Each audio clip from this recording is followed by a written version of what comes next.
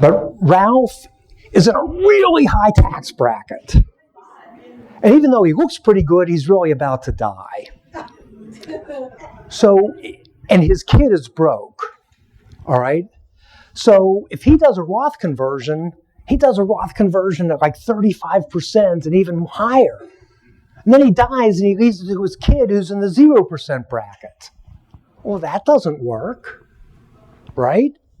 If that was the situation, I would say, Ralph, don't do a 401, don't do a Roth conversion. Yeah, but if I don't do a Roth conversion, then I die, then it's too late to do a Roth conversion. Aha, but it's not.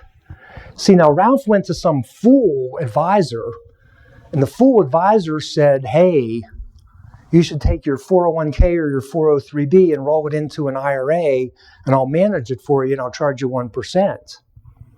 He almost did that, but luckily he went to me instead.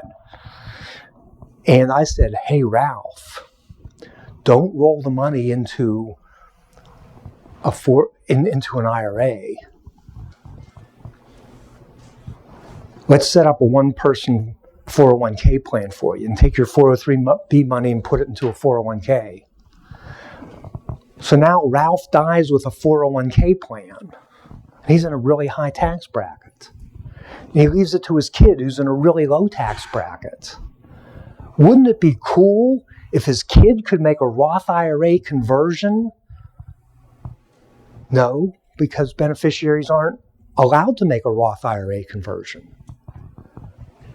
They are, however, if the plan allows it, allowed to make a Roth. They are allowed to take an inherited 401k and make a Roth conversion of the inherited 401k at their tax bracket. So you make the Roth conversion after you're dead. You can potentially save hundreds of thousands of dollars, maybe more, by doing that. And that works really well if you're in a high bracket and you have a kid who's in a low bracket. And if you combine that with the strategy I gave earlier with who goes what, and Ralph has one kid in a high bracket, another kid in the low bracket, what he can do is he can have the Roth conversion. He can leave the traditional inherited 401k to the kid in the low bracket, who then does a conversion at a low income bracket, and then he leaves the Roth to the kid who's in the high bracket. And if you do both of those, that's saving hundreds of thousands of dollars. And let's say he's a dyed-in-the-wool Vanguard guy and he doesn't want to pay an advisor a nickel to tell him how to invest his money. I just saved him hundreds of thousands of dollars. And we only are going to charge you $15,000. And by the way, that's not a random number. That's what we charge for a master plan.